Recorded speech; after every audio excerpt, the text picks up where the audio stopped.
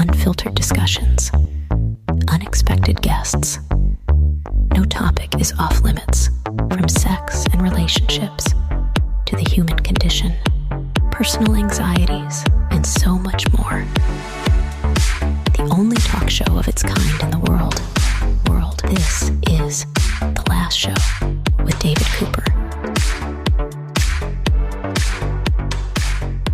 Hello and welcome and hello. I already said that. I have not given you an update from my tiny black cat Tomato in a little bit. So I'm gonna, for those of you that care, which is, well, me. But I'm doing it anyway. He had a sore on his eye that healed up. He's doing better. End of update. Here's what you'll hear on tonight's program. Predictors of success in college and university. Are they grades, test scores, or something a little deeper? We'll have a researcher who's dug into the data to find out what makes kids ready for university and what predicts good outcomes. That'll be in about 10 minutes' time. Then viral sensation Crazy Auntie Anne, or is it Crazy Auntie Anne? This woman is amazing. She's from England. She's a little bit older, and she dances in the kitchen while spewing out mental health advice, and the internet loves her. She'll be joining me and foreign correspondent Tony Five on the show halfway through the hour. That is merely some of tonight's program, and next hour, we'll cover topics like discrimination based on your genes, and we'll ask the sexy question, is that normal when it comes to various things dealing with sex? Okay, action-packed show, let's jump into it. Want to be part of The Last Show with David Cooper? Call us and join the conversation. 1-888-505-6644. And in honesty and academia news, Harvard University has revoked the tenure of a business professor, the first such move in 80 years, following the allegations that she falsified data in studies about honesty and ethics. She allegedly lied in a study about lying in studies. The woman denies the claims. She's suing Harvard for $25 million, saying she was treated unfairly. To discuss this is special correspondent on honesty in academia, Tony Five in London, England. He's live at the scene of his apartment in London. Tony, welcome to the show. David, an honest day's job for me, honestly, not for her. Amazing that a professor of honesty got done for being dishonest, allegedly. We don't want to get into litigation there, my friend. Yeah, we don't want to get sued. I think she was a business professor studying honesty. She wasn't a professor of honesty, allegedly. Because that does sound like somebody on Hogwarts, doesn't it? Professor of honesty and magical spells. It does sound like someone in Hogwarts, allegedly. What a thing to be caught lying about. Also, if she did do it, allegedly, that's maybe the funniest thing to get caught, like, mistake-wise in academia for doing. And not like a local college at Harvard, of all the places where you could get caught doing something bad. Where's Harvard? I've never heard of it. It's like just down the road, I think, from Chicago. I really like Chicago at the moment. There's a lot of stuff going on in Chicago.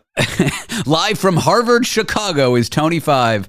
What are people saying in your apartment about this academic travesty, allegedly? I mean, they can't believe it, if I'm honest, David. And as you know, I'm not honest, so they can believe it. It's funny that tenure is this weird thing in universities where they Isn't that the stuff that they put on fields when cows go to the toilet? It's very similar. That's manure. Tenure is like when you've attained some level of status and you pass some, yes, I don't know, proficiency panel, and then they basically can't fire you. Yes. So the two people I know who are tenured professors, can you guess who they are? No. Ross Geller from Friends and Indiana Jones. Okay, great. So they were tenured professors. They could, despite what Ross did with Rachel, never got fired. Despite what Indiana Jones did at the Temple of Doom, never got fired. Is this a lesson in irony? Irony? Who's Iron? No. Irony. What is even irony? Again, why is it based on a ferrous material? Where did that come from? I hate you so much. Yeah, it's very and where is the case at the moment? Is it going? 25 million is a lot for a cost of a lie, right? But it's her whole academic reputation. Assuming she didn't do it, Her whole career is like ruined because the university screwed with her. So if she's right, I don't think 25 million is that far-fetched. If she's not right, we don't know. But if what they allege is true, we can't really trust her allegations. Yeah. David, let me throw it out there. What if the university is lying? What if they're not being honest? But wait, if their allegations are true and she's dishonest, yes, then the lawsuit would be dishonest. Yes. And the lawsuit claims she didn't do it. Correct. And if it's a dishonest lawsuit, yes, then she did do it. Yes. But if she's dishonest because they say she is, yes, does it mean she didn't do it? Correct. Wow. Yeah. I mean, it's David, I think they call him a legal eagle. Were you on Suits when it was broadcast? Logician, I believe, is the word. Her next research paper should be titled How to Lie Convincingly and Still Get Invited to Conferences. Yeah, and get $25 million. You're suing people. Allegedly. Allegedly. And the numbers are ridiculous. Do people actually where does the 25 million come from Harvard? I imagine. I mean, I don't want to talk about Harvard's issues with the U.S. government and getting grants and stuff, but I believe it's the most wealthy, like right now, university in terms of like money they get donated in grants and all that stuff. Okay, but like say, I've heard like you see it on the TV and stuff like that. You crash into someone and they say, I'm going to sue you, right? And they say, I'm going to sue you, David Cooper, for 10 million. Right, but you haven't got 10 million in the bank. Well, you might have, but you haven't. Where does that 10 million come from? Well, the court will like help the person seize my assets and stuff, like my home and my car and my bank accounts and my investment accounts. But at the end of the day, if you don't have the money, if there is no money, you better hope that person you're suing has good insurance because the insurance coughs it up, or they can't collect. Right, and they'll just make you homeless. Yeah. I mean, I don't really know how bankruptcy works exactly. I think you can say you declare bankrupt. Does that mean you just literally walk into your street and say, I declare bankruptcy, and then that's it? Yeah, and then the town crier a block away shouts it, the village hears it, and then you're declared bankrupt. That's it. And you declare bankrupt. That's all I can imagine it means, declaring bankruptcy. Oh, man. I love that there is allegedly a paper about business ethics that has data that was unethically sourced and not true. But how unethical was the sourcing? Like, what did she do? Make it up? Maybe she's writing a paper about writing papers about honesty in academics that are fundamentally dishonest. Maybe this is just part of a wider study. But for me, it just seems like so much more effort to lie about things like that, like getting research data, than to actually just ask people. Yeah, don't they think people are going to look at the footnotes? I just don't. I mean, I look at the footnotes, arm notes. Actually, come to think about it, when have you ever looked at a footnote? Have you ever looked at a footnote? No, but I'll see something with like 20 footnotes. I'm like, well, this must be right. It's got 20 footnotes. Yeah, and like references and all that sort of thing. Yeah, exactly. I just think to myself, it just seems like way more work to do. Well, what's the verdict on this one, Tony? Allegedly. I would say I'll hire her. All right, she's hired. I mean, she would be a great writer for this show, to be honest. I mean, she couldn't get any worse, could she? Interesting. Maybe we should reach out. Should we reach out to her? Allegedly, because it's an ongoing legal matter. Are we allowed to do such a thing? Does she even exist, allegedly? I mean, we don't want to get sued here. What if she's not being honest about a professorship? What if she's not even a professor? What if she's just a person? What if the newspaper that reported this is lying? David, this could be big data, couldn't it? This could be an element of big data. Tony, this was some of the best corresponding in dishonesty in academia I think anyone's ever done. Thank you for joining the show. Are you being honest there, David? Not exactly clear, but here's one thing I am being honest about. Tony is definitely not going to rejoin the show in about 20 minutes, where he's definitely not going to interview. That's your cue to tell us about. Yeah, somebody. She's lovely. Yeah, she's a famous internet viral sensation, David. Close enough. Tony will be back on the show in 20 minutes. Thank you, Tony. 20 minutes? Maybe 21? Could be. 19? Not sure if you're being honest. I mean, how honest are you, David? Coming up soon, have you ever wondered what predicts success in post-secondary school? You know, college, university. Is it grades, test scores, or something deeper, something else entirely? Well, I'll be joined by someone who's groomed tons of data to come to the real conclusion. Do grades matter, or is that only part of the story? Want to be part of the last show with David Cooper? Call us and join the conversation. 1-888-505-6644. We're here because your heightened awareness deserves heightened entertainment. The Last Show with David Cooper. What really predicts your success in college and university? Grades, test scores, or something else? Well, we have here a researcher who's dug into the data to find out, and what they discovered might flip the script on how we think about college readiness. His name is Dominique McKoy. He's the executive director of University of Chicago's To and Through project. Dom, thanks for talking to me today. Thanks for having me, David. I'm excited to be here. I did not get good grades in high school, full disclosure. I did okay in university, and my career in the tech sector, which is what I studied in university before I switched to media, went well. I don't really think that high school grades are a great predictor for success in both college and beyond. Let's start there. I guess the simple question is are they, or is it more complicated than that? So it's funny. I think this is why, I'm glad we're here together, because I didn't get great grades in high school as well. But I also think it's part of the reason why I'm still a really big believer in college and the opportunity that it gives young people to figure themselves out in a lot of ways, right? And so, I think you posed, is it grades, is it test scores? Spoiler alert, the answer is it's complicated. I'm sure you get that from a lot of researchers, right? But I think from our work that we do in Chicago, we spend a lot of time looking at data and outcomes for all students in Chicago public schools. This is the district. We have about 22,000 high school graduates a year, 14,000 of which are choosing college.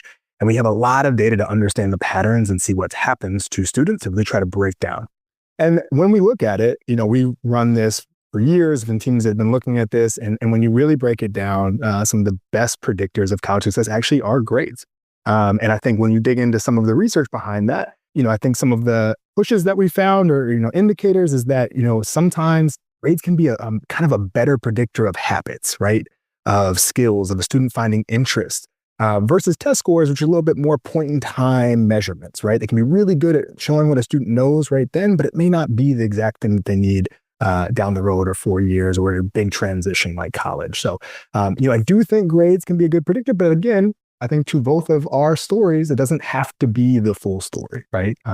I wasn't great at doing my homework. That's me too. That was exactly it. And I want to latch on to what you said about grades can be a predictor of habits. I think the biggest disservice I did to myself in high school was not learning how to buckle down and do my homework and do it well. That was a skill that I then entered university without.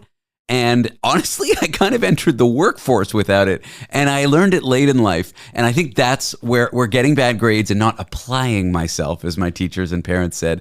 That's where it came in. So I think the grades are not as important, but I agree. These underlying habits might be good predictors. Can I ask you a question though? What was the thing how'd you learn that lesson? What made it, what was the change? What was the thing that changed for you? Entering a job where it was like sink or swim. I couldn't just coast by half doing the work. If I didn't do the work, I would be late on a deadline and I might have gotten fired. And it was a rough job. It was a really competitive job. And my first job at a university that was in my career.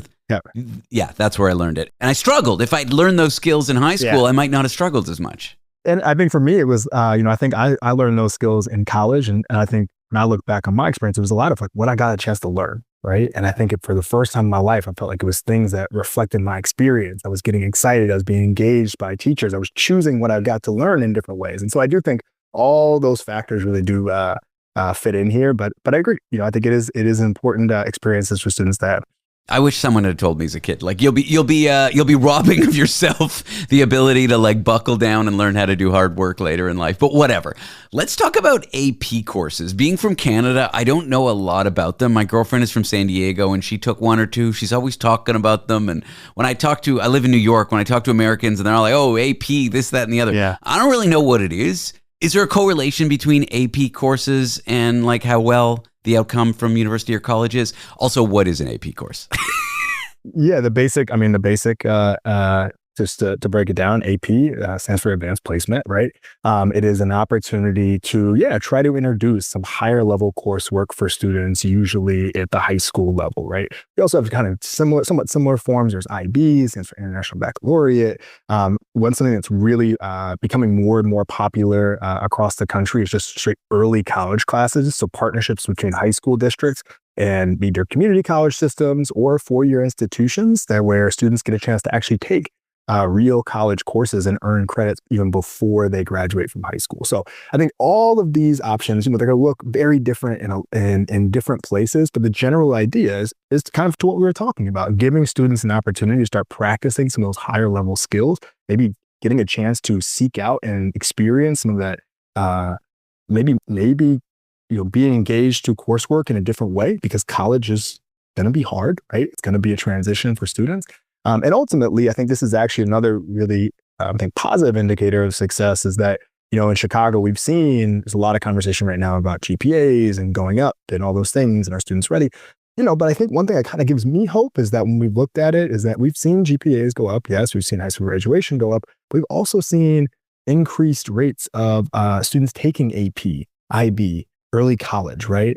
We're seeing those students still be successful in college. And so I do think that I think there's some good evidence that can provide some good opportunities for students to kind of get some of that practice for a real deal. What are some of these predictors of success in post-secondary that we might not think are traditional ones? Like when you dug into the data, did anything surprise you?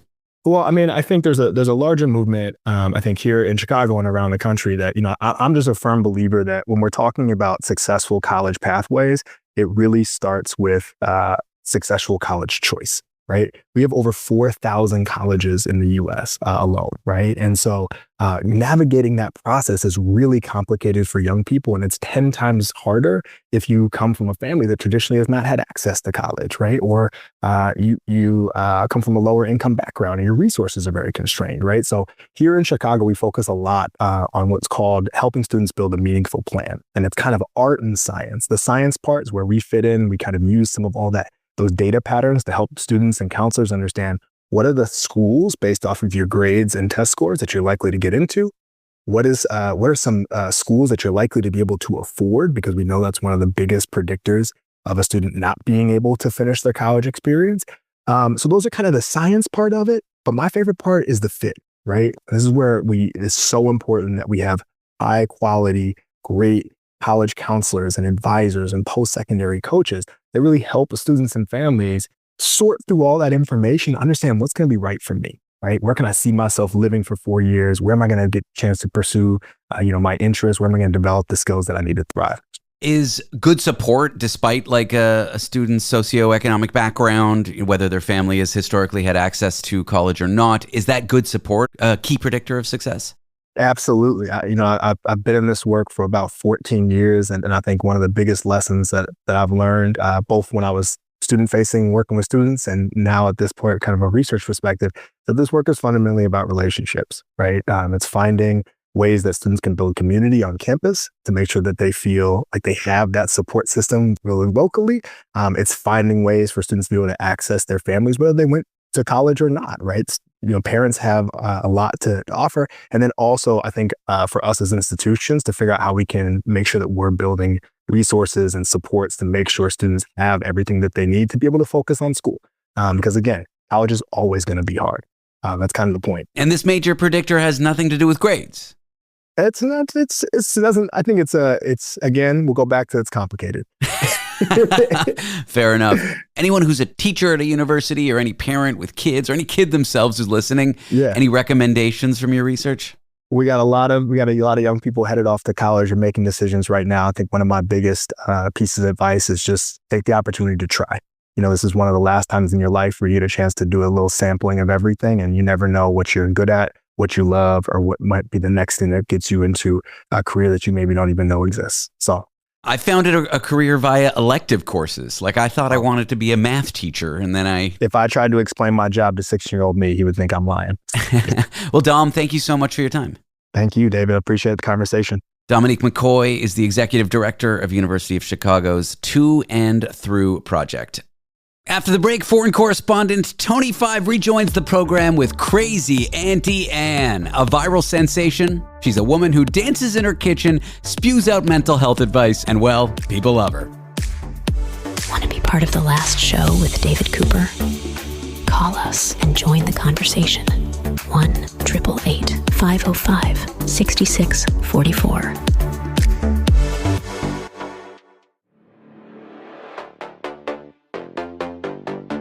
The only talk show with an introduction that mentions its own introduction. And that's happening right now in this introduction. The last show with David Cooper. I'm begging for a mention. Yeah, you just want attention.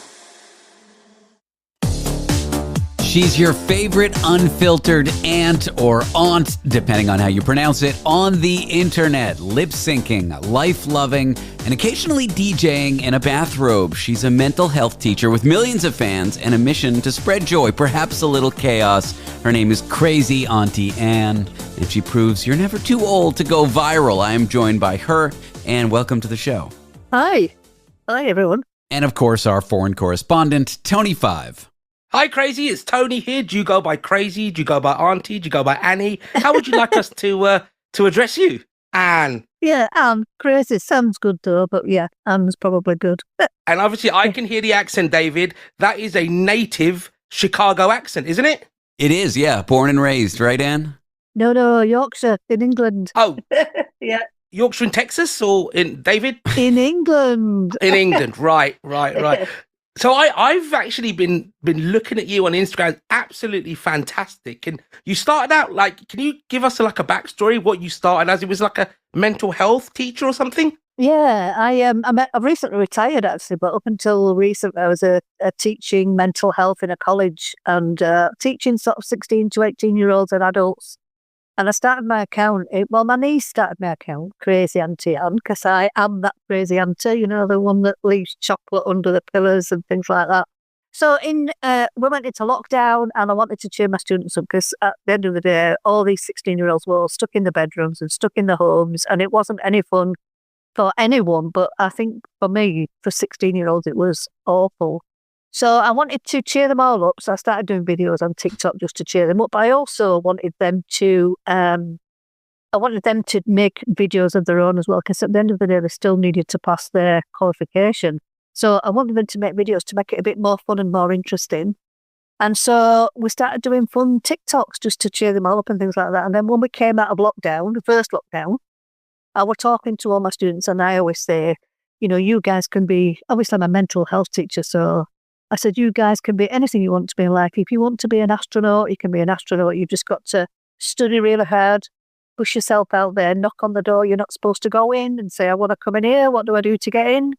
And you can be anything you want to be. So I said, bearing that in mind, set me a challenge. So they said, okay, get 10,000 followers on TikTok.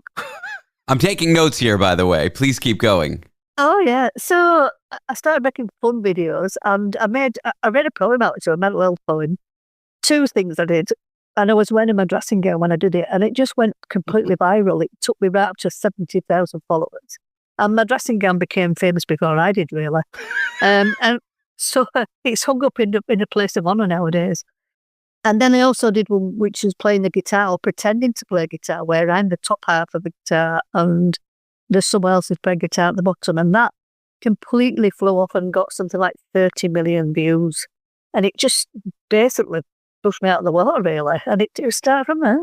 Were you surprised that your videos, so many people were struck by them? Were you expecting anything like this? No, not really. I mean, I'm still very awestruck by it all. I mean, I've got now I'm now retired from teaching and doing this as a full-time job, and it's just who'd have thought it at 63-year-old. It's astonishing, really. But just people loved it. Yeah. How many followers have you got? Did David take note? Do you want to get a pen, David? Yeah. We've got the one. It's just my mom, but we're looking to expand our portfolio. So I've got 2.3 million on TikTok, and I've got 1 million on Instagram. And I've got YouTube going on. That's got 5,000 at the moment. So I'm just building that up, and quite a lot on Facebook as well. So yeah. Wow. Amazing. Just astonishing, so. You've talked about self-care in your posts. What's your go-to bit of self-care life advice that you like to pass on to people for whom life is becoming a little bit too much? Rest and take, I think some people think that they've got to push their way through and they've got to go around it. And, it's like, to me, if you're going into a dark place in life, sometimes it's a bit like stepping into the middle of a puddle. And sometimes it's okay to just stand there in your wellies and just, not move and rest and then wade your way out when it's time and when it's right. I just, people push themselves out of the barriers, and I think it's good too, but sometimes if you're having a down day, just have a down day, put your duvet over you and go to bed. There's nothing wrong with that. Nothing wrong with it at all. I feel like this is a lot of the advice I give you, Tony. Yeah, I mean, and for listeners that don't know, and Anne, you probably didn't, I came out of a very severe clinical depression from 7 months ago. And I only came out of it maybe 2 weeks ago. And David was fantastically supportive and gave me similar advice. I'm a very, very, I go all the time. I'm a 24-hour guy. And I became completely non-functional. And the advice you said just literally was a mirror of what David said. I wasn't sleeping well. So David's been really on me about trying to get, my proper sleep and not to do too much.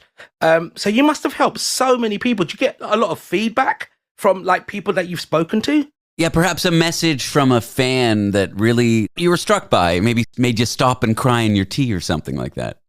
Strangely enough, I've had a message in the last few days from a lady who says that her grandma has dementia, and she said that she's been really down and really just sitting in the chair, not doing anything. And she said she showed her my videos and played some music. She says, I decided to play some music, and she suddenly started dancing. She says, and now we put music on for her, and it's brightened her out up, and it just kind of made me think, oh my goodness, because music's amazing, isn't it? It's just, it's food for the soul, isn't it? So it's just, that's a fantastic story, that. And just, I've got to ask you then, favourite song in the kitchen, in the bathrobe? Go on, what is it? Oh, come on. Do you know, I don't. How can you choose a favourite song? There's so many amazing songs. All right, give me a couple that gets you in the mood, that gets you going, that the audience love. Go on, hit me. I love a bit of house music. Something with a beat, something with a drop, something that makes you dance and move around. So a bit of 90s house music. Wow. Something like that, So I too had a very dark place in my early 40s. Okay. And went into a really dark place, and I was so lucky to come out of it. And like you, it's just, it's if you're in a dark place as well, I think sometimes you've got to realise that as maybe who I am today, I am me because of that. So we've basically got a mirror image life apart from the 999,000 and my mom followers. We've got 3, David and I, and we share it between us. But apart from that, we're pretty much exactly the same, right? Yeah, keep going. And you've posted about aging, confidence. You're sharing that in your 40s, you didn't quite feel this way. But I don't know, in your videos, you're effervescent, you're full of life, you're fearless. Any advice for younger people to kind of go from where they are to where you are? I think, what makes me who I am today is because I don't care what anybody thinks about me. I really don't. But the thing with something like that is I think it comes with age. A lot of that I think comes with, but yeah, I don't, you've just got to be yourself, and you've got to not care. Someone else's opinion is exactly that, their opinion. And as long as you're, this in your stomach from here to here in your gut, if what you're doing doesn't make any of your heart go quicker or doesn't upset your stomach, then it feels right. And if that's the case, doesn't matter what anybody else thinks. So think about this here in, and if it feels right, it is right, and it doesn't matter. I mean, you really are a force for good on social media, where there's so many negative connotations about young people and social media. You're doing a fantastic job. David? Anne, thank you for joining us. You're welcome. I've enjoyed it. It's been lovely to talk to you both. Take care. See you soon. You can follow Crazy Auntie Anne on any social media. I think if you just type that in, you'll find her. She's from the United Kingdom. Can your DNA predict your future? As that answer becomes increasingly yes, what will that information be used for? To discriminate against you? To admit you to schools? Will it be used on dating apps? These are questions we will have to grapple with. We'll have an author who's written on this subject join me in just a few moments to ponder how genetic science is going to reshape our lives in the future, whether we like it or not, to prevent things from getting ugly and grim and all science fiction-like. That after the break. Want to be part of the last show with David Cooper? Call us and join the conversation. 1-888-505-6644.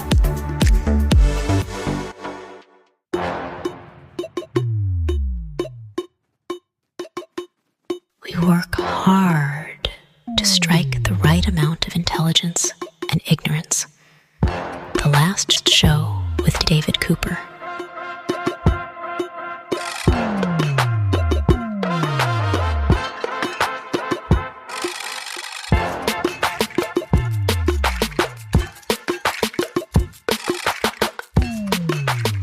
What if your DNA could predict your income, your education, even who you might marry? Well, sociologist Dalton Conley from Princeton University, author of The Social Genome, that's available wherever books are sold, joins us to explore how genetic science is shaping our lives and whether we're heading towards a future that feels more like science fiction than science. A future that only would have been in the wildest dreams of a science fiction author some 20, 30 years ago might become fact. We could see a world where people are discriminated against based on their genetic material, a world where babies are chosen based on their genetic material. Dalton, thanks for joining me today. Thanks for having me on the show. I want to start with a definition. Polygenic index. What does it mean in plain English? What does it mean about our DNA and predicting our futures? Yeah, well, polygenic index is what I call the FICO credit score of human biology. Oh boy. And it's really not one score or one index. It's as many as you can imagine.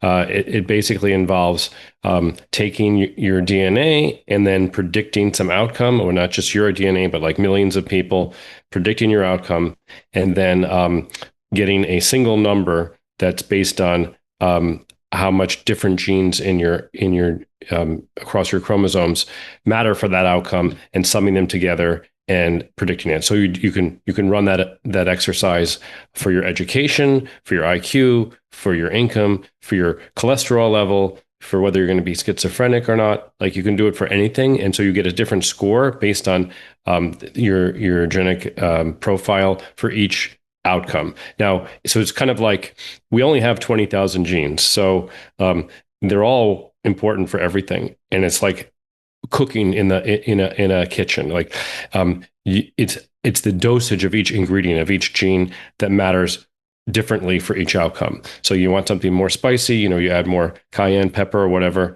habanero, and if for some other outcome you add less of that and some more baking soda or whatever. So we all have the same genes, in every one of our cells. They don't change, but we can predict different things from those genes. So those are what polygenic scores are.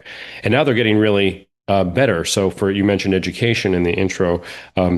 Someone in the top 10% of the polygenic score for education has about a 71% likelihood of graduating with a 4-year college degree. And somebody in the bottom 10% has about a 10% or less chance of graduating with a 4-year college degree. So is that going to predict, an individual? There's plenty of people with low scores who graduate, and there's plenty of people with high scores who flunk out or never go to college. But on the averages, it does pretty well. I'd like to think that we're greater than the sum of our parts. Like, let's take your cooking example. Raw garlic, olive oil, pasta. These ingredients individually, not that great. Mix them together, you've got a wonderful pasta.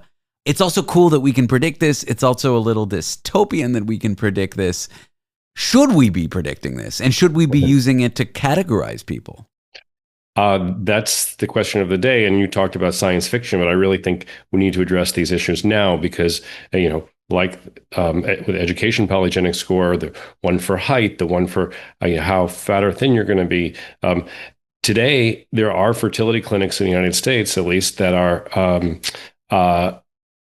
helping people select which embryos to implant when they fertilize a bunch of embryos based on these scores, so they can, quote, maximize, whatever trait they're most interested in. Now, it's probably not doing a lot at this point because people don't have a lot of embryos to choose from, and the scores are still pretty noisy, but people are doing it, and it's going to probably increase in the future. And do we want, a world where that's happening, or at least only for rich people that's happening?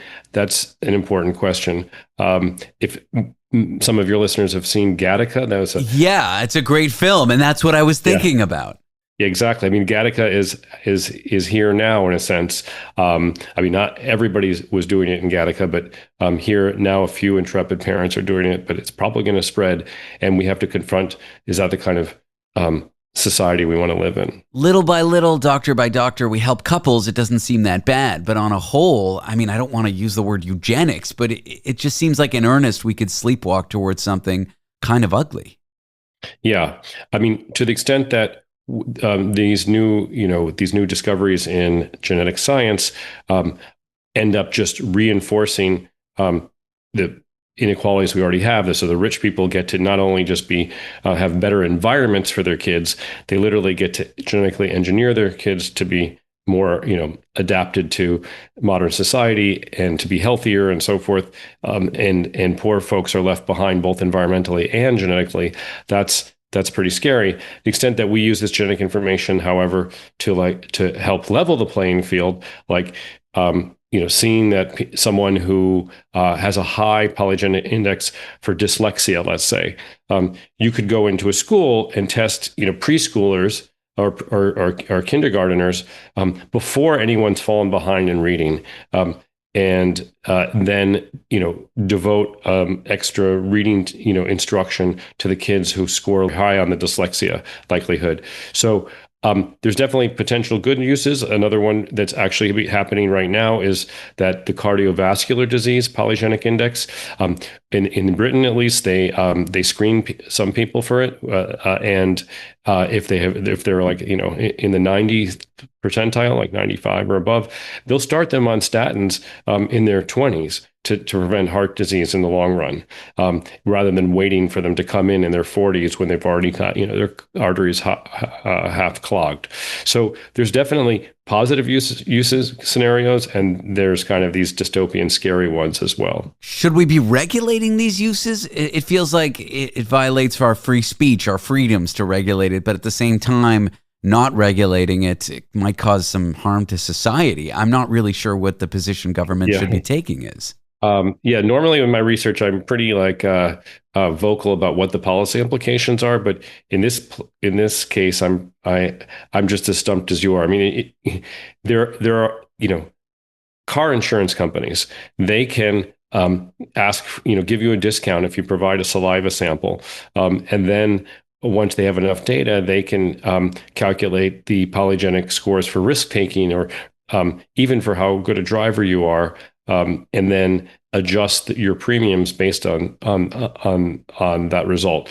So people who are genetically advantaged in that regard will get a lower premium. Now, is that a good thing? It will, it's making the car insurance companies save money and make more profits and be more efficient. But is that what we want for insurance, to be sort of so individuated that you don't actually pool risk? Same thing for long-term care insurance, life insurance. Will private schools, should they be allowed to screen 4-year-olds or 12-year-olds based on their polygenic index for cognitive ability or for educational attainment? So there's a whole bunch of domains. One last one is sperm and ova banks. Right now, if you go to get a sperm donor, you get very little information about that donor. They're usually in young and in school, so they don't have like a career yet to even highlight. They might test for a couple major genetic diseases, but you just really are flying blind. Maybe that's a positive use case where you can say people looking for donor eggs or sperm now can have actually a lot more information about the genetics they're getting when they choose a particular donor. I am here with Dalton Conley, sociologist from Princeton University, author of The Social Genome. That's available wherever books are sold. Dalton, you said something in passing as you were speaking that I want to latch on to when we come back from the break. I feel like it's a term you probably use so often you don't notice it, but for me, it's kind of a scary term, classifying people as genetically advantaged. When we come back, we'll dig more into that.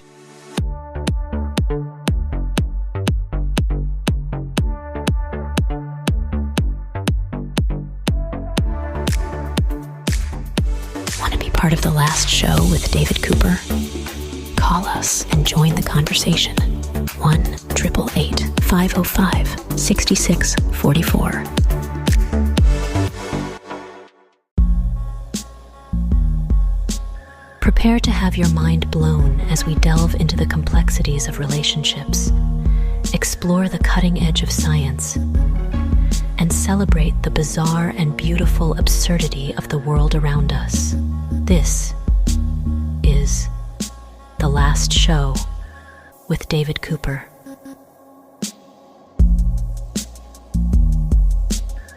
We are here discussing whether your DNA could predict your income, your education, who you'll marry, things about you, and whether that would be used to discriminate against you in a dystopian future. We are joined by Dalton Conley, sociologist from Princeton University and author of The Social Genome. That's available wherever books are sold. Dalton, thanks for being here. Thanks for continuing the chat with me. Thanks again. Genetically advantaged. You described some people like that earlier. It's a scary way to look at people, even if it is true. Even if I do have genes that say, I don't know, I have a 70+% likeliness that I'll have a better outcome in university or college.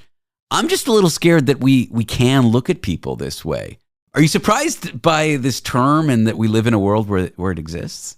Yeah, it is a bit of a shorthand. It's like it's taking a lot and boiling it down. So just let's leave education aside for a minute and talk about something just like salt retention, sodium retention.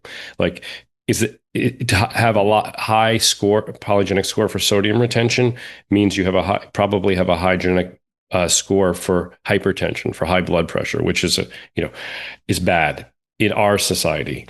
But a lot of people who retain a lot of sodium and have high blood pressure evolved that way because they lived in very dry climates and where salt was not that available. So it was adaptive there, but it's in our world of fast food with lots of sodium and et cetera.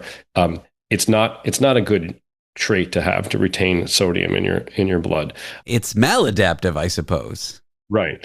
But for our current, so when we're talking about, more advantage or better genotypes or whatever these kind of judgmental sounding terms are, we just really mean for the current, society, for the current environment that we're in. In fact, one of the points of the book is that how our genes matter totally depends on the environment. So if you look at, for example, the polygenic index for body mass index, for how heavy someone is for their height.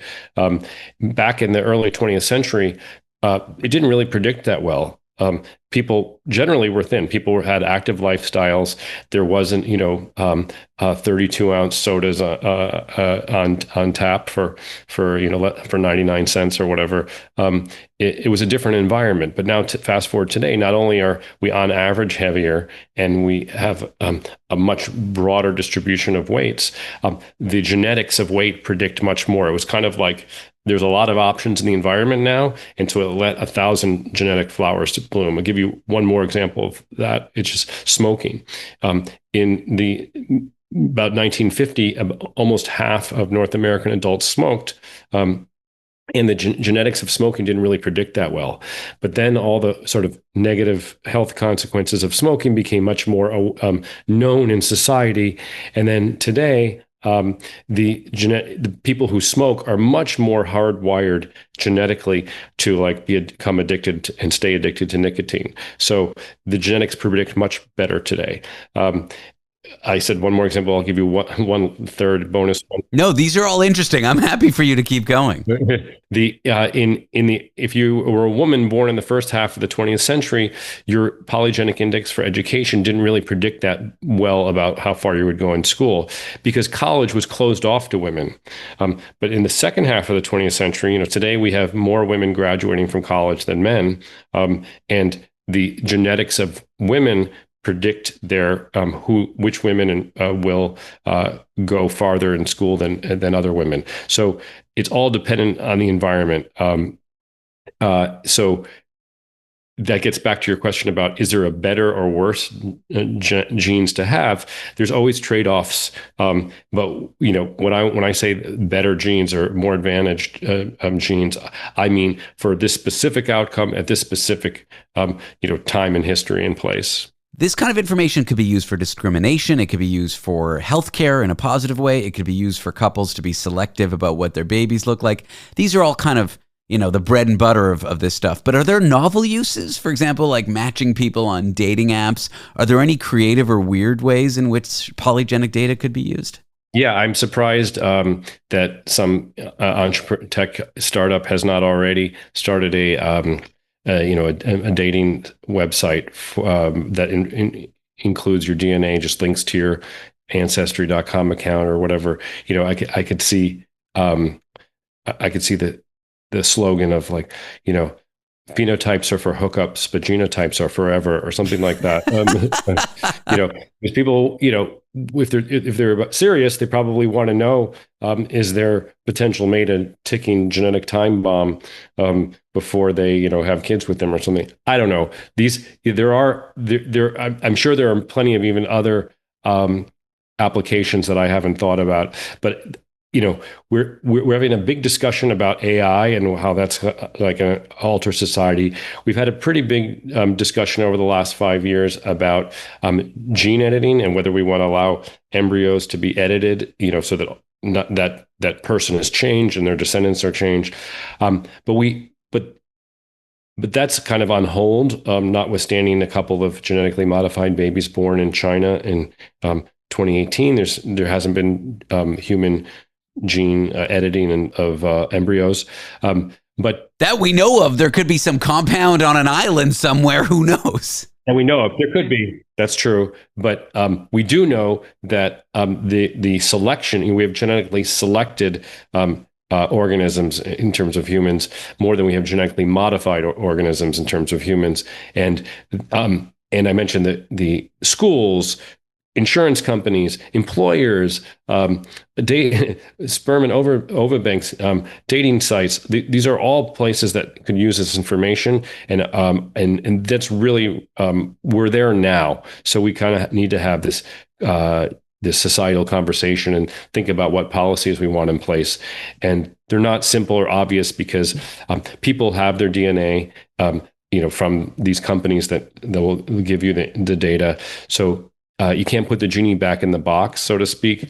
And it's not fair to insurance companies, for example, if I can decide whether or not to buy long-term care insurance based on my Alzheimer's polygenic index, but they can't know that information. It's not really fair when it's one-sided either way. Interesting. So the market will collapse. Yeah, so these are complex issues, and I think that we should be debating them, but people aren't talking about them yet. As someone who's written on this subject, someone who's given it a lot of thought, anything in particular scare you, or you want to warn people about, or you want people thinking about? There's a term in biology called pleiotropy, and that means that the same genes that affect one thing affect something else. So you can imagine what scares me is that everyone trying to maximize, let's say, the cognitive ability of their embryos, and then we end up with kids that are a cohort or generation of kids that are on the autistic spectrum because we went too far in just trying to maximize one trait and we didn't realize that it's linked to another trait genetically. So that's what I'm scared of as we move forward. Interesting. It's that old playing God thing, which I think is one part fear mongering, but another part maybe a subtle warning. I'm not sure. Well, Dalton, I've appreciated this chat. Thanks so much for being on the show and going through it with me. Yeah, thank you for having me. Dalton Conley is a sociologist from Princeton University. Check out his book, The Social Genome. That is available wherever books are sold. All right, to you listener, singular intended, do you like what you hear, but you're just tuning in, or you're not going to be with us the full night, and you want to hear what you missed? Well, good news, The Last Show is available as a podcast for you to stream anytime you like. Just head to www.lastshow.pizza. That's lastshow.pizza, not .com. And there you can find out details and how to subscribe. Coming up after the break, things are gonna get sexy, salacious. We'll have a sex educator on to ask the question, is that normal? You know, all those weird things that happen to you either during sex or having to do with sex that you think are odd, and you're wondering to yourself, does it happen to everybody and we just don't talk about it? Is that normal? Things are about to get spicy after the break. Want to be part of the last show with David Cooper? Call us and join the conversation. 1-888-505-6644.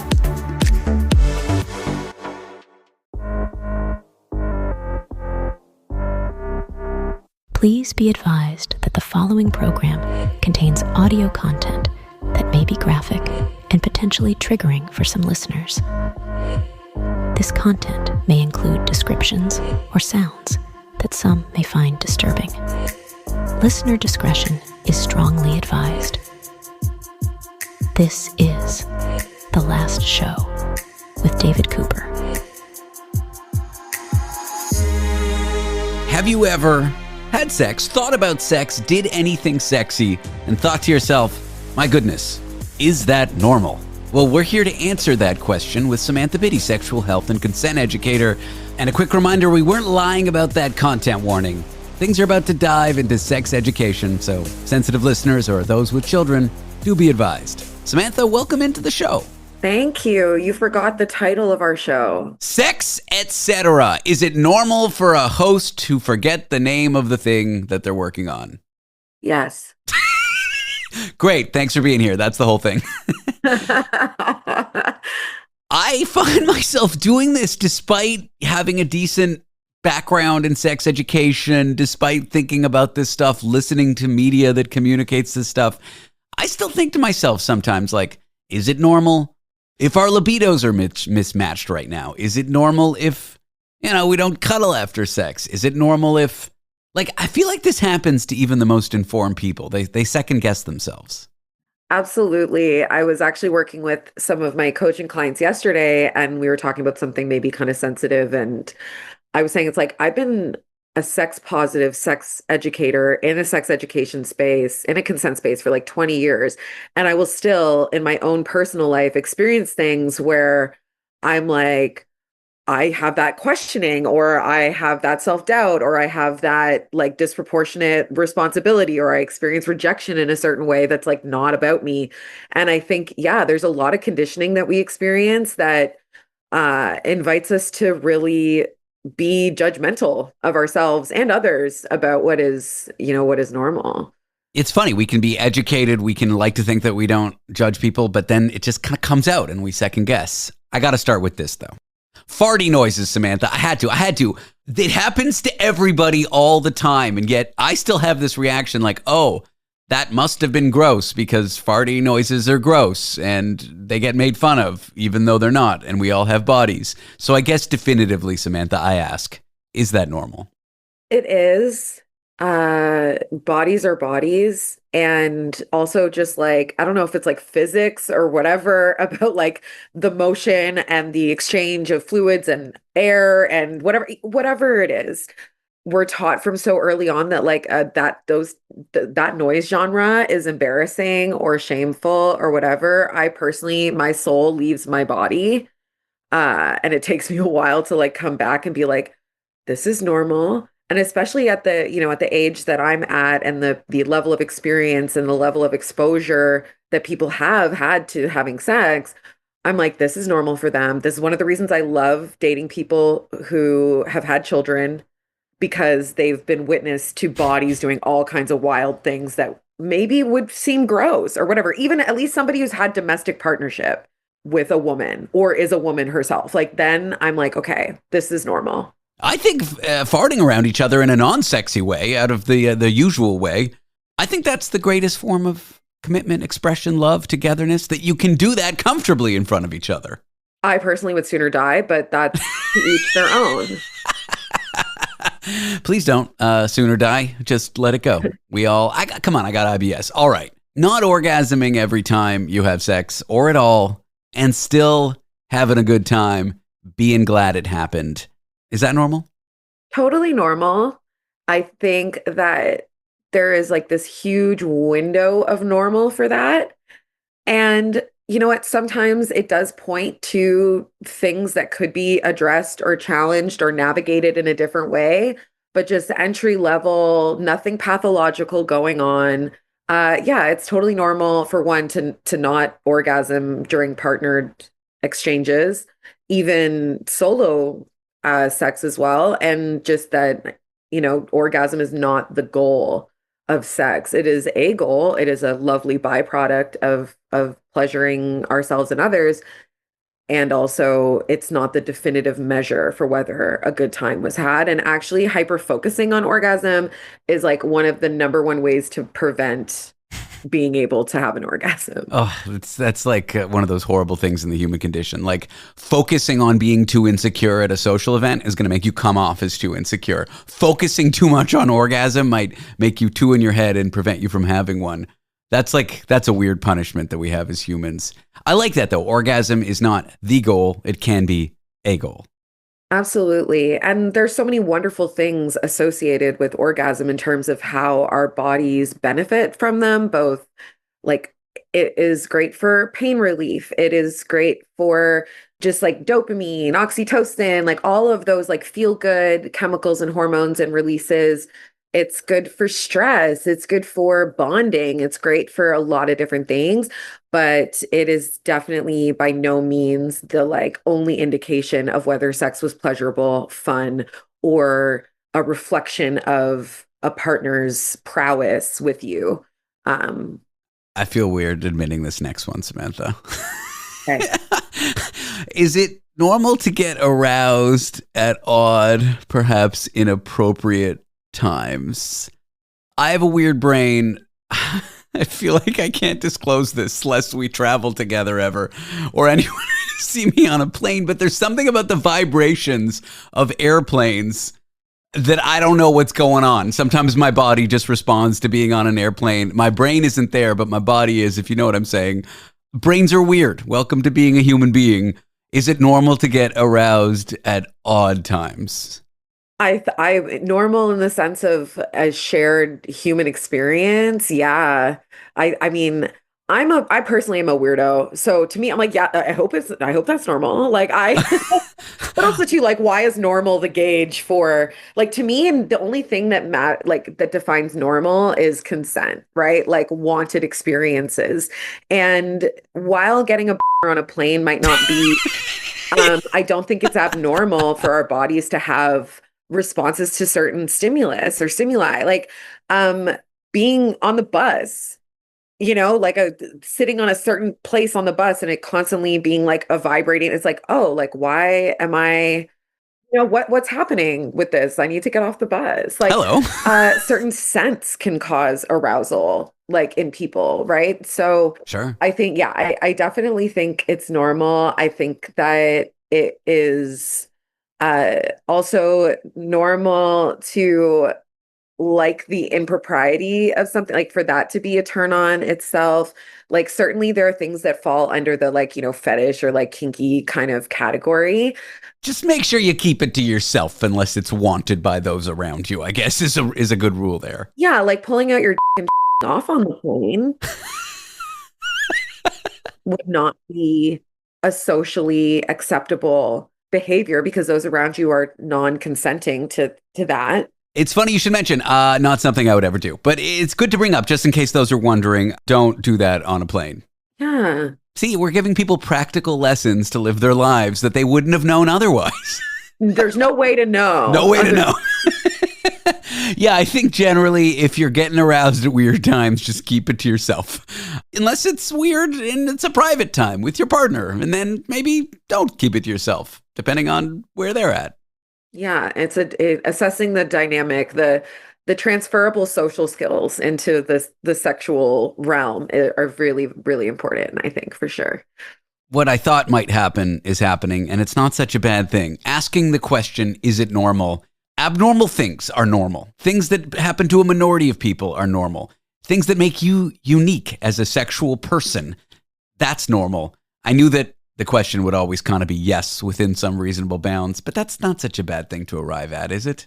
No, and it invites the question of where do we get the idea of or learn about what is normal? And the issue around it, like why is it even a question, is because when we think or we internalize and think we're not normal, it brings up shame, guilt, which actually is the thing that becomes like even more pathological or can. When we come back, we'll discuss shame and guilt and questioning whether you are, in fact, normal here with Samantha Bitty. It's Sex, Etc. We'll be back with her in a moment. I am David Cooper, and this is The Last Show.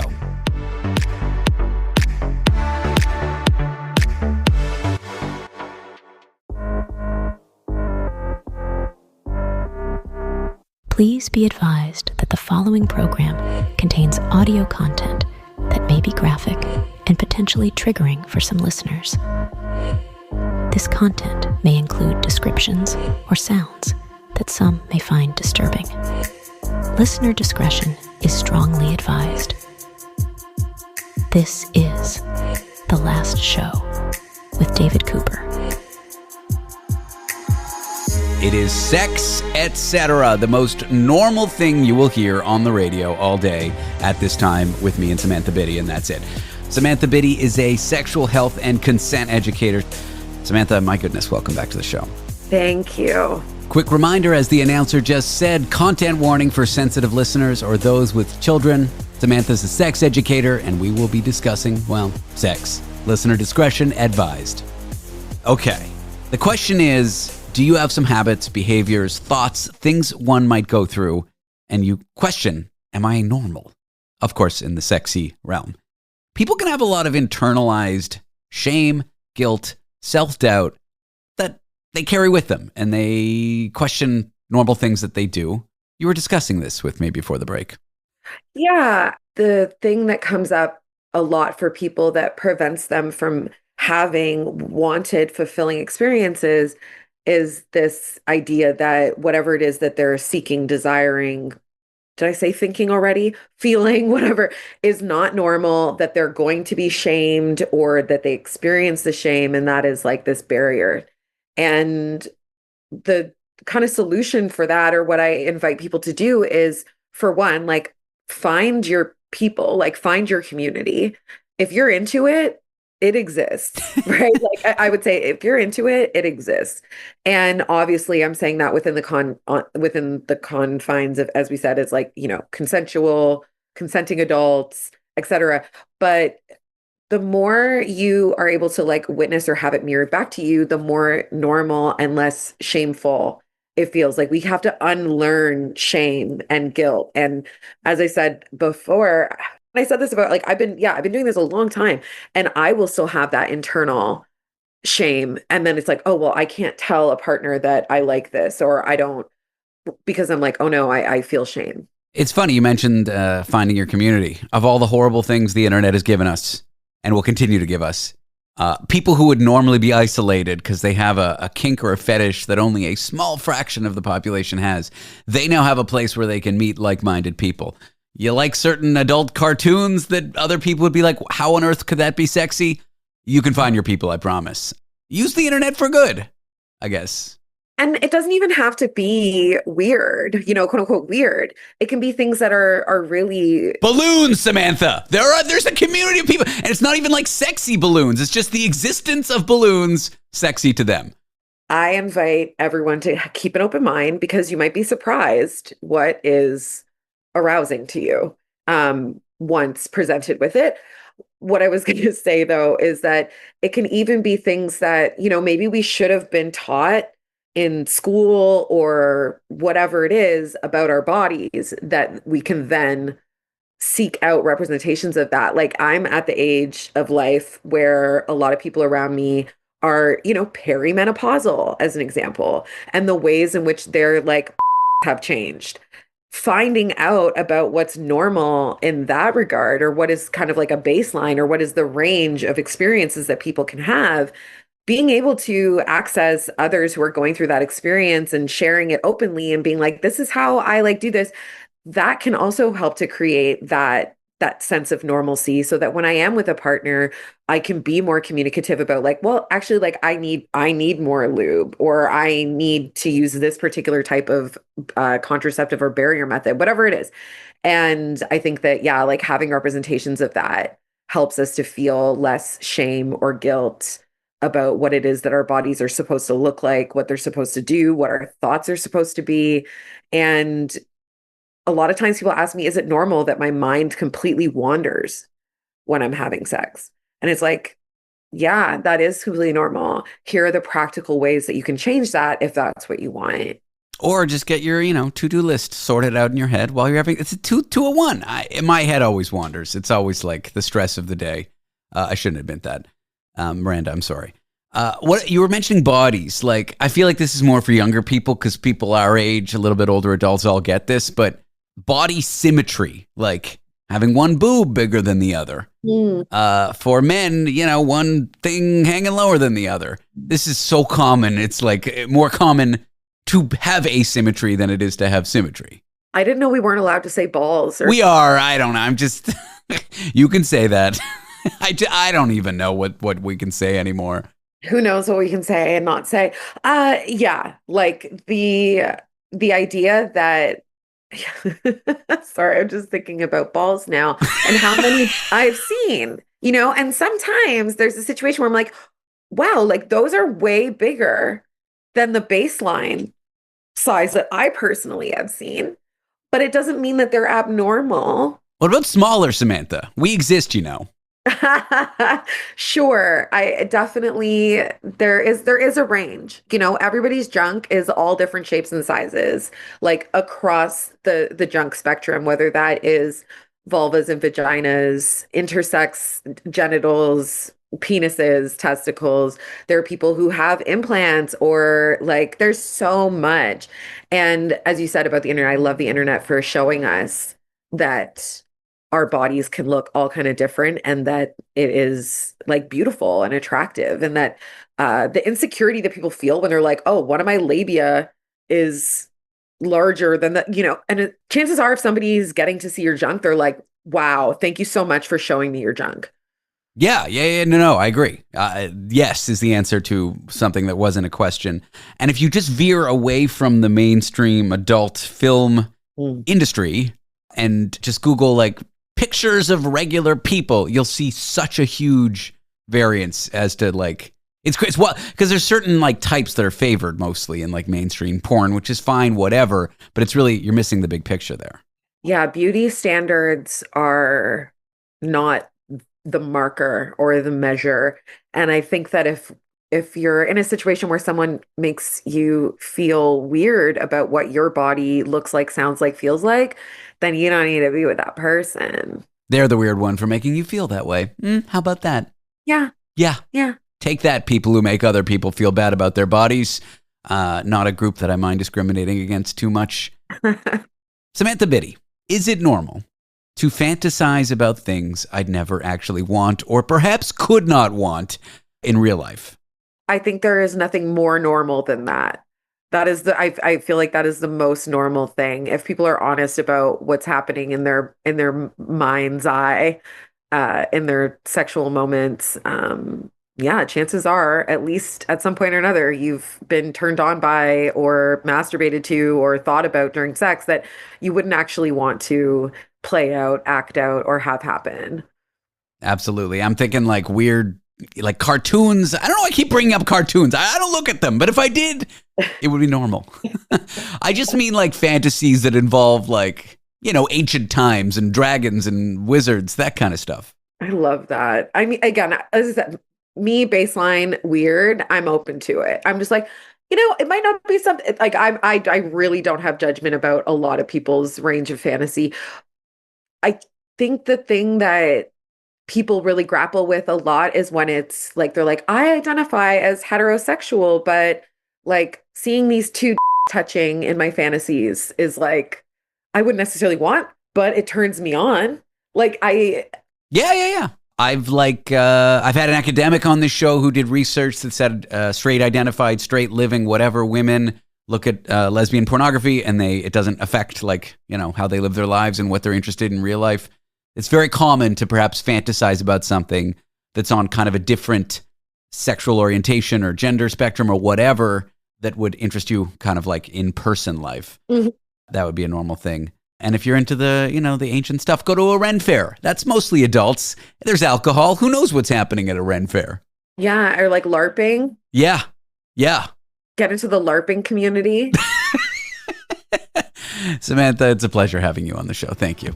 Thanks, David. Samantha Bitty is a sexual health and consent educator. Coming up soon, can music rewire your brain? Can playing a certain track reshape how we think about our past? A new study says yes. Details in just a few moments. I'm David Cooper, and the last show this is.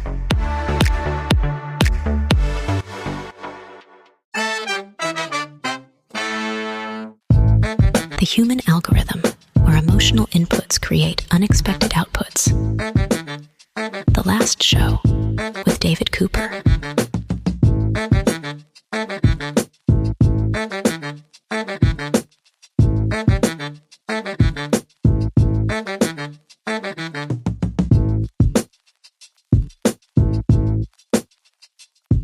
Can music change the way we remember the past? Can it reshape how we think about our past? A new study suggests it can. It shifts the emotional tone of memories depending on the soundtrack you're listening to.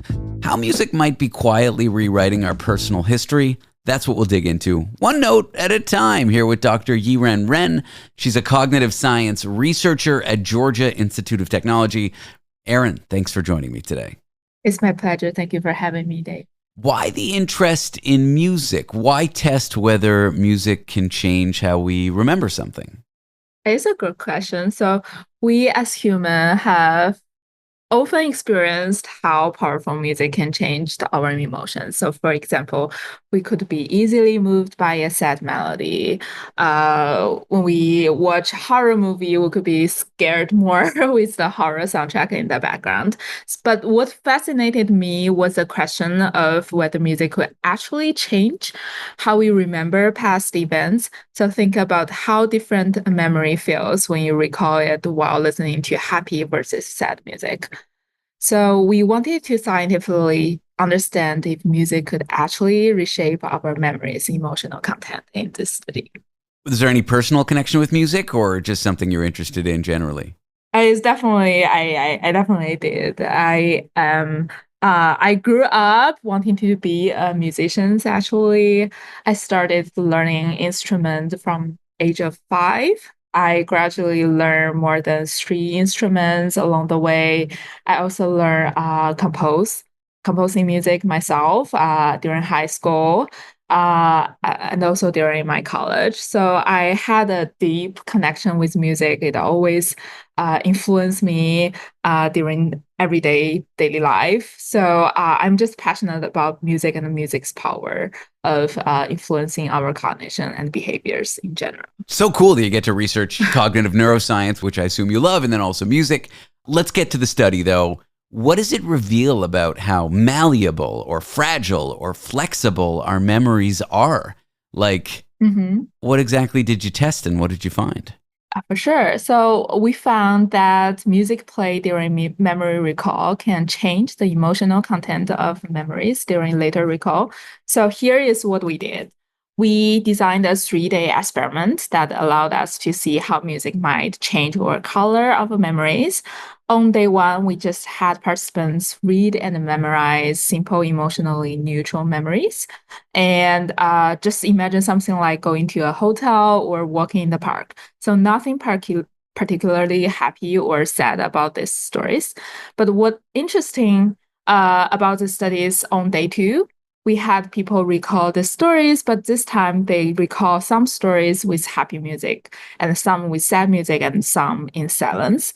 And there is this part we also use MRI brain imaging to see what was happening in their brain.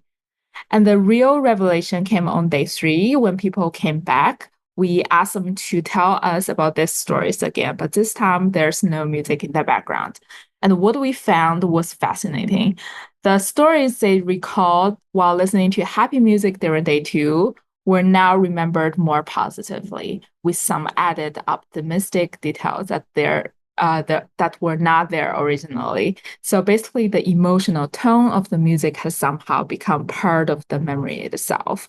So think of it like how a movie soundtrack can make the same scene feel completely different. For example, think about watching a horror movie with the sound off. It's just not that scary. So basically, what we found is music can change how a memory feels even afterwards. And I think that is super important for different type of implications, including clinical applications in the future. Well, I want to get to the clinical applications because that's really cool, but I'm interested about nostalgia. Like I went on a road trip with my ex a long time ago, and we kept on playing this one song, and we had a messy breakup. Sometimes when I think about the relationship, it's negative, but whenever I hear this song, it's like, oh, I remember, I'm like back in that road trip, like the excitement of the road trip. Is there some link to your research in how nostalgia might work? Like when we hear music and we get that nostalgic feeling? Yes, definitely. They both relate to music's power in retrieving emotions, right? But the example you gave is how music can be a great trigger to cues and some past memories. But in this study, what we did is how what we test is how music might change our future memories, how we feel about the memories in the future recall. Okay, so let's get to practical applications. It's curious research. It's really interesting to know and learn about the brain and our link to music. But what could we use it for? This research has several important implications for everyday life, but one of the most meaningful application could be clinical setting, as I just mentioned, particularly for people dealing with traumatic memories. So let me explain. When people experience trauma, we obviously cannot go back in time and change what happened. So that's not the goal. However, our research suggests that music might help reshape how people emotionally connect with these difficult memories. So think of it like adjusting the contrast on a photograph. We are not going to change the image itself, but we can potentially make the darker elements less overwhelming. So it's not about erasing the memory or make it positive. We are going to use music to potentially help people develop a more manageable emotional relationship with their difficult experiences. But definitely beyond the clinical applications, we also see valuable implications for other settings such as education. So we are considering how we can use music to enhance learning experiences in classrooms. But also in entertainment, there is, filmmakers already use music to shape how we perceive scenes, but it is become obvious for us that music can change our memories in a long term. So we need to be more cautious and intentional about what type of music we can choose in that type of settings. Yeah, if music can kind of subtly rewrite how we remember or color our past, it says something about how well we know ourselves. It says something about our own personal histories. They can be subjective. I'm not sure I have a question there, but it's kind of a curious conclusion. Is that something you agree with, that our own personal histories are very subjective and music can change them? Yeah, for sure. Yeah. We all probably do this naturally without realizing it. So we sometimes choose certain playlists where we want to, recall some good times. For example, I sometimes chose a playlist that I used for my wedding. Just to try to recall and go back in time to enjoy that time being. And, I think our research helps explain why this happens and suggest we might want to be more intentional about the music we pair with our memories in the future. One practical takeaway, if you're getting married, choose your wedding songs wisely. Yeah, that's definitely one of the you definitely need to want to do that. It's funny. I once did a comedic radio show where I played the same song over and over and over again as a joke. And whenever I'm in a bad mood, I play this song. And it just kind of brightens me up because I remember that day where we had a lot of fun on the radio. And I guess your research kind of confirms what we already intuitively know about these kinds of songs. Yeah, definitely. Well, Erin, thanks so much for talking to me today. I appreciate your time. Oh, thank you. Dr. Yiren Ren is a cognitive neuroscience researcher at the Georgia Institute of Technology. That is the show as ever. We'll be back tomorrow on Hump Day. That is Wednesday for those not in the know. I hope you were in the know. It'd be weird not to be in the know. Wednesday's Hump Day. Now you're in the know. Don't forget to subscribe to the show's podcast. Details at www.lastshow.pizza. That's lastshow.pizza, not .com. I am David Cooper. It's not the second show. It's not the third show. I think you know what show it is. We'll see you tomorrow. Thanks for tuning in.